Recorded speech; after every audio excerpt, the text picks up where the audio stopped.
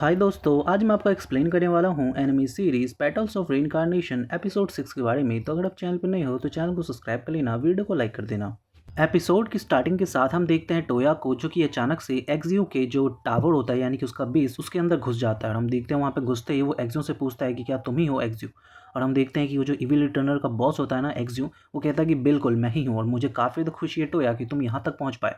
और हम देखते हैं जो टोया होता है वो अचानक से अपना रीइंकार्नेशन करता है, उस छोटे से चाकू से अपनी गर्दन को काटता है। और हम देखते हैं कि अपनी पावर को बाहर निकालने के बाद वो कहता है उससे कि एक्सियो अब तुम्हारा टैलेंट भी मेरा होगा, क्योंकि मैं तुम्हारे टैलेंट के पीछे काफ़ी समय से पड़ा हुआ हूँ। और फाइनली हम देखते हैं कि ये बात सुनते ही अचानक से जो एक्सियो होता है वो अपने चेहरे पे से मास्क हटाता है और कहता है कि अरे वाह बच्चे, मज़ा आएगा, आजा लड़ते हैं। और फाइनली हम देखते हैं कि अचानक से वो जो हमारा एक्सियो होता है वो हमारे टोया के ऊपर खतरनाक सा अटैक करता है। और जो हमारा टोया होता है उससे पीछा हटना पड़ता है, क्योंकि लिटरली भाई उसका अटैक काफ़ी खतरनाक होता है। बट हमारा टोया भी कम कहाँ है, उसने भी अपनी दूसरी पावर से इस्तेमाल करता है। और हम देखते हैं कि अचानक से वो कांटे फेंकता है, जिसकी वजह से जो हमारा जो एक्सियो होता है ना, उसको ऐसा लगता है भाई वो मर ही जाएगा। बट अचानक से हम देखते हैं कि वो गायब हो जाता है भाई, उसका शरीर एकदम धुएं जैसा बन जाता है। I don't know how, but भाई बहुत ही खतरनाक तरीका होता है। और हम देखते हैं कि अचानक से जो वो बंदा होता है ना, वो भाई पत्थर के अंदर घुस जाता है। यानी कि जो एक्सियो होता है वो पहले तो इंसान होता है, बट अचानक से धुएं की तरफ गायब हो जाता है और उसके बाद पत्थर के अंदर घुस जाता है। और पत्थर के अंदर घुस के सीधा टोया पे हमला करता है। बट टोया जो होता है वो उससे बचता है और अचानक से उस पत्थर के अंदर से सीधा अपने वो जो नोकीले कांटे होते हैं ना उसको भेजता है। और सीधा पता है कहाँ जाता है वो एक्सियो के सीधा बाहों पे जाके लगता है, यानी कि उसके हाथों पे, जिससे उसके हाथों में छेद हो जाता है। बट हम देखते हैं कि इससे भी एक्सियो को कोई फर्क नहीं पड़ता। वो अचानक से उसकी उस तलवार जैसी चीज़ें जो होती है ना, उसकी कांटे, वो उनको भी अपने वश में कर लेता है। और तभी हम देखते हैं दूसरी ओर जो दूसरा बंदा होता है पीछे खड़ा, वो बताता है कि एक्चुअली ये जो टोया है ना, इसने काफ़ी खतरनाक तरीका इस्तेमाल किया है। इसने पत्थर के अंदर जाने से पहले अपनी पावर का इस्तेमाल कर लिया था, ताकि ये पत्थर को चीरते हुए एक्सियो को लग सके और साथ ही में खुद को भी बचा सके। और हम देखते हैं कि अचानक से जैसे ही एक्सियो उसके उस अजीब से नोकीले चीज़ों को अपने वश में करता है, तो वो अचानक से उसे बताता है कि तुम्हें पता भी मेरी पावर क्या है टोया। मेरी पावर यह है कि मैं दुनिया की किसी भी चीज़ को अपनी वश में कर सकता हूँ। यानी कि किसी भी चीज़ को, जैसे कि लोहा हो, पत्थर हो, कोई भी चीज़ क्यों ना हो, वो उसे अपने वश में कर सकता है। यानी कि ये जो भी हवा बन के उड़ा था ना, इसने हवा को अपने वश में करके उसके अंदर मिल गया था ये। और फाइनली हम देखते हैं कि ये बात सुनने के बाद जो टोया होता है समझ जाता है कि ये बहुत ही खतरनाक है। तभी हम देखते हैं जो वो एक्सियो होता है वो टोया के ऊपर काफ़ी सारे हमले कर रहा होता है, उसी के जो नुकीले कांटे होते हैं ना उसका इस्तेमाल करके। और हम देखते हैं कि अचानक से जो एक जो कांटा होता है वो सीधा जाके हमारे टोया के दिल के आर पार निकल जाता है भाई। ऐसा लगता है कि टोया यहीं पे मर जाएगा। बट अचानक से हमें पता चलता है कि वो एक्सियो इतना भी बूढ़ा नहीं है यार। वो अचानक से टोया को उठाता है और कहता है कि बेवकूफ़, जल्दी से अपने आप को हील करो, तुम्हारे पास वो हील करने की पावर है ना, क्योंकि उसने अभी अभी अपने दोस्त से हील करने की पावर ली थी, उस अनडेड से। और हम देखते हैं कि अचानक से वो उसके सामने बैठ जाता है और कहता है कि चलो जल्दी से अपने आप को हील करो। और हम देखते हैं कि उसे देख के टोया कहता है कि यार ये इतना बूढ़ा भी नहीं जितना बूढ़ा मुझे बताया गया था। तभी हम देखते हैं कि अचानक से जो एक्सियो होता है वो कहता है कि शायद तुम्हें पता नहीं है, बट मैं तुम्हें बता दूं कि मैं तुम्हारे भाई को जानता हूँ। और हम देखते हैं ये बात सुनते ही अचानक से टोया कहता है कि तुम मेरे भाई को जानते हो, बट कैसे। तभी हम देखते हैं वो बताता है कि तुम्हारा भाई भी एक रिटर्नर था। और हमारे टोया को पता चलता है कि एक्चुअली उसका भाई भी एक रिटर्नर था ब्रो, क्योंकि जो न्यूमन थी उसने इसे बताया नहीं है।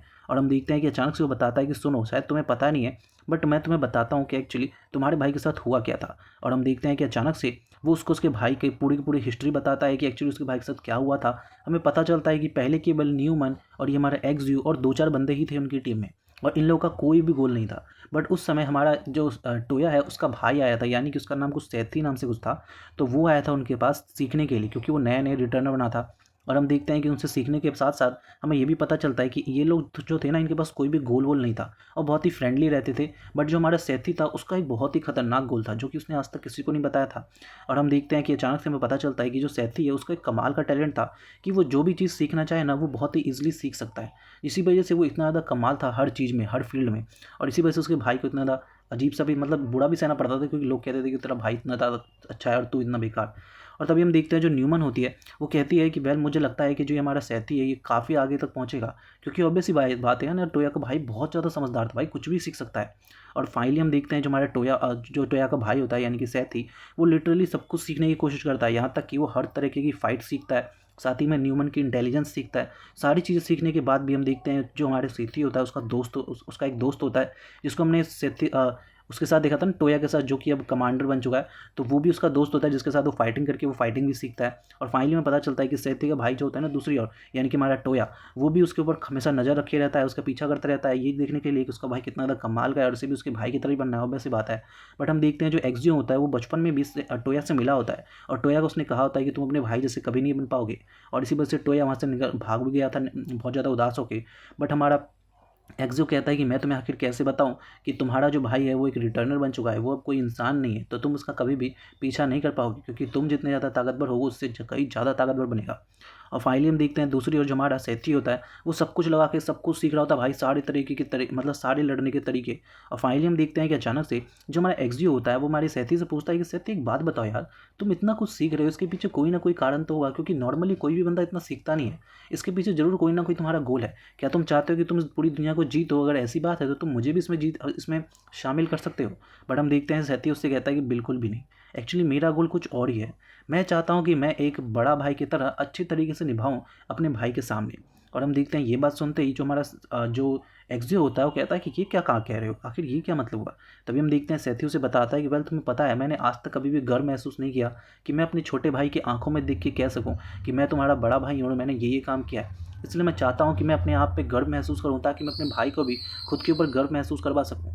और फाइनली हम देखते हैं कि वो कहता है कि इसीलिए मैं चाहता हूँ कि मैं सारी तरह के टैलेंट्स को सीखूँ ताकि बाद में मुझे कोई प्रॉब्लम ना हो और मैं अपने भाई की अच्छे तरीके से देखभाल कर सकूँ। और हम देखते हैं कि उसकी ये बात सुन के और साथ ही में उससे ये भी पूछा जाता है कि अच्छा तो एक बात बताओ कि अगर तुमने ये करने की कोशिश भी की तो उसके बाद क्या। तभी हम देखते हैं जो हमारा साथी होता है वो बताता है कि शायद मैं सोच रहा हूँ कि क्यों ना मैं अपने भाई के साथ साथ दुनिया में शांति लाने की भी शायद कोशिश करूँ। और हम देखते हैं कि ये बात सुनने के बाद जो बाकी सभी लोग होते हैं ना वो सभी उसके मिशन में जुड़ जाते हैं। और हम देखते हैं जो न्यूमन होती है वो अकेली ऐसी लड़की होती है जो कि इस मिशन में जुड़ने से मना करती है और कहती है कि दुनिया में ये इम्पॉसिबल है कि हम शांति ला सके, क्योंकि हमेशा कहीं ना कहीं वॉर चल रहा होता है, कहीं रिलीजन की वजह से, कहीं किसी चीज़ की वजह से, तो तुम लोग कभी भी शांति नहीं ला पाओगे।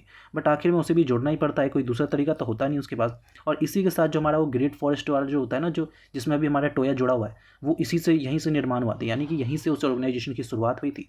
और फाइनली में पता चलता है कि इसके साथ में जो हमारा एक्सू है वो अपने काफ़ी सारे दोस्तों को भी लेने जाता है ताकि वो इस फॉरेस्ट ऑफ ग्रेट से जुड़ सके। बट हम देखते हैं कि उसके दोस्त उसे बताते हैं कि वेल तुम जानते हो ना कि हम लोग बहुत ही नॉर्मल से रिटर्नर्स हैं, कोई बहुत पावरफुल नहीं है, क्या तुम्हें सच में लगता है कि हम जैसे लोगों को वो अपने अंदर जगह देंगे? और साथ ही में हम क्रिमिनल्स भी हैं। बट हम देखते हैं कि जो हमारा एक्सू होता है कहता है कि हाँ बिल्कुल, मैं उनसे खुद ही पर्सनली डील कर लूँगा, तुम्हें दिक्कत देने की जरूरत नहीं है, वो पक्का तुम्हारा स्वागत करेंगे। और फाइनली हम देखते हैं कि ऐसा ही होता भी है। वहीं हम देखते हैं जो न्यूमन होती है वो भी अपने कई सारे साथियों को बुला के लेके आती है और उसे भी जोड़ना चाहती है उस ग्रेट ऑफ फॉरेस्ट में। बट हम देखते हैं कि अचानक से कुछ चीज़ें अजीब सी होती है और अचानक से हम देखते हैं कि बहुत सारी चीज़ें बदल जाती हैं। सबसे पहले तो सब कुछ ठीक ठाक होता है। पहले हम देखते हैं जो सेथी होता है वो एक्सडीओ को कहता है कि भाई देख, तेरे जितने भी साथी हैं तो सभी को लिया, हम सबको जोड़ लेंगे, क्योंकि हमें अपने ऑर्गेनाइजेशन को काफ़ी बड़ा बनाना है ताकि हम दुनिया में शांति ला सकें। बट हम देखते हैं कि जब ऑर्गेनाइजेशन काफ़ी बड़ा बन जाता है तो हमारा जो सेथी होता है उसे ही लीडर बनाया जाता है, क्योंकि ऑब्वियस सी बात है उसी ने इन सारी चीज़ों की शुरुआत की थी, तो लीडर तो बनेगा ही क्योंकि उसके अंदर सबसे ज़्यादा दिमाग है। बट हम देखते हैं कि सारी चीज़ें तब बदल जाती हैं जब एक दिन हमारा सेथी कहता है कि मुझे लगता है कि जो जितने भी छोटे रिटर्नर्स हैं उन्हें ख़त्म कर देना चाहिए। बट हम देखते हैं कि ये बात सुनते ही जो हमारा एक्सजी होता है वो बहुत ज़्यादा गुस्सा हो जाता है और कहता है कि आखिर तुम ये कैसे कह सकते हो, तुम क्या चाहते हो कि मैं सच में उन लोगों को ख़त्म कर दूँ? ऐसा बिल्कुल भी नहीं हो सकता है। बट हम देखते हैं कि अचानक से सेथी उससे कहता है कि तुम्हें पता नहीं है, इस तरीके जो टैलेंट्स हैं वो अपने आप को पूरी तरीके से टैलेंट के कब्जे में कर देते हैं और वो जो टैलेंट वाले लोग होते हैं वो बाकी लोगों पे नुकसान पहुंचाते हैं। और ऐसा अभी अभी मैंने देखा है, इसीलिए मैं नहीं चाहता कि दुनिया में शांति लाने में तुम लोग एक रुकावट बनो। और हम देखते हैं कि उसकी ये बात सुनते ही वो पूछता है कि आखिर हमने कहाँ पे हमला किया है। तभी हम देखते हैं जो सेथी होता है बताता है कि शायद तुम्हें पता नहीं है, बट एक इविल रिटर्नर ने मेरे भाई पे हमला किया और मैंने अपने भाई की जान अभी अभी बचाई है। और हम देखते हैं कि इसी वजह से जो हमारा सेथी होता है बहुत ज़्यादा गुस्सा होता है, क्योंकि ऑब्वियस सी बात है भाई उसके लिए सब कुछ उसका ब्रदर ही है। और फाइनली हम देखते हैं वो कहता है कि मुझे लगता है कि सारे के सारे जो लो लेवल के रिटर्नर्स हैं उन्हें ख़त्म कर देना चाहिए और केवल बड़े लेवल के रिटर्नर जैसे कि हम ही जिंदा होना चाहिए। बट हम देखते हैं कि उसकी बात सुन के जो एक्सजी होता है वो कहता है कि अगर ऐसी बात है तो तुम्हें सबसे पहले मुझे ख़त्म करना होगा, क्योंकि मैं ही उन्हें लेके आया था और उनको भरोसा दिलाया था, और अगर तुम सबसे पहले मुझे ख़त्म नहीं करोगी तो तुम उनको भी ख़त्म नहीं कर सकते हो। और फाइनली हम देखते हैं कि वो अचानक से बहुत ज़्यादा गुस्सा हो जाता है और हम देखते हैं कि वो इतना ज़्यादा गुस्सा हो जाता है कि वो हमारे सेथी से कहता है कि सेथी, अगर तुमने आज मुझे ख़त्म नहीं किया और केवल उन लोगों को ख़त्म करने की सोची तो तुम ध्यान रखना कि तुम हमारे बीच में एक वॉर ला रहे हो और इस वॉर का नतीजा तुम्हें भुगतना पड़ेगा। और हम देखते हैं कि सेथी को कहीं ना कहीं अंदाज़ा हो जाता है कि ये सब ठीक नहीं है। बट हम देखते हैं कि इतनी देर में जो हमारा एक्सडी होता है वो अपना हाथ उसके सीने के आर पार निकाल देता है और फाइनली हम देखते हैं कि यहीं पे दूसरी ओर जो दूसरे लोग होते हैं वो हमारे एक्सडी पे भी हमला करते हैं। बट हम देखते हैं कि सेथी समझ जाता है कि एक्सडी को वो लोग मार देंगे, इसीलिए वो अचानक से उसे अपने साथ ले जाता है दूसरी जगह पर टेलीपोर्ट करके। तभी एक्सडी सेथी से कहता है कि सेथी, तुम तो सारे छोटे लेवल के जो हमारे रीइंकार्नेशन वाले जो रिटर्नर्स हैं उन्हें मारना चाहते हो, मैंने सही कहा ना? फिर तुम आखिर मुझे यहाँ पे बचा के क्यों लेके आए हो? क्योंकि तुम्हें सबसे पहले तो मुझे ही मारना चाहिए था। बट हम देखते हैं जो सेथी होता है कहता है कि मैं जानता हूँ, बट मुझे लगता है कि शायद मैं गलत था, मुझे ऐसा नहीं कहना चाहिए था। अब फाइनली हम देखते हैं कि यहाँ पे जो हमारा सैथी है उसको अपनी मिस्टेक का अंदाज़ा हो जाता है, बट फिर भी हम देखते हैं कि आखिर में जाते जाते वो कहता है कि शायद मैं अब बच नहीं पाऊंगा, इसलिए मेरे भाई को कहना कि मैं एक बड़ा भाई नहीं बन पाया, बट फिर भी मैं उसके लिए हमेशा प्रार्थना करता रहूँगा। और हम देखते हैं कि यहीं पे जो हमारा उसका जो ब्रदर होता है सैथी, वो फाइनली मर जाता है। और हम देखते हैं कि टोया को जब ये सारी बातें पता चलती हैं तो उसे अपने भाई पे लिटरली बहुत ज़्यादा प्राउड होता है। और फाइनली हम देखते हैं कि वो अचानक से सामने झुक के एक्सयू को कहता है कि एक्सयू, मैं तुम्हें थैंक यू कहना चाहता हूँ कि तुमने मेरे भाई के बारे में मुझे इतनी सारी चीज़ें बताई।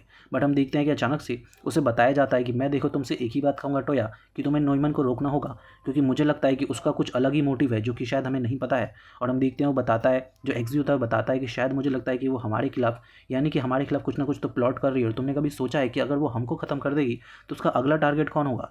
और फाइनली हम देखते हैं कि हमारा टोया ये सोच ही रहा होता है कि तभी अचानक से हमें पीछे दिखाई देती है मोची, जो कि अचानक से सारे के सारे गेटों को तोड़ के अंदर घुस जाती है। और हम देखते हैं जो मोची होता है अपने पूरे के पूरे रूप में आ जाती है, समझ रहे हो, यानी कि अपने सारे असली रूप के साथ। पहले तो केवल वो हमारी टोया थी, बट सॉरी टोया कह रहा हूँ, जो पहले जो थी ना वो हमारी होटा थी, बट एक्चुअली हम देखते हैं कि अब जो है ना भाई वो पूरी तरीके से इविल रिटर्नर कह रहा हूँ, पूरी तरीके से मोची का रूप ले चुकी है। और हम देखते हैं कि यहीं पे जो हमारा एपिसोड है वो खत्म हो जाता है। Thank you so much for watching this video.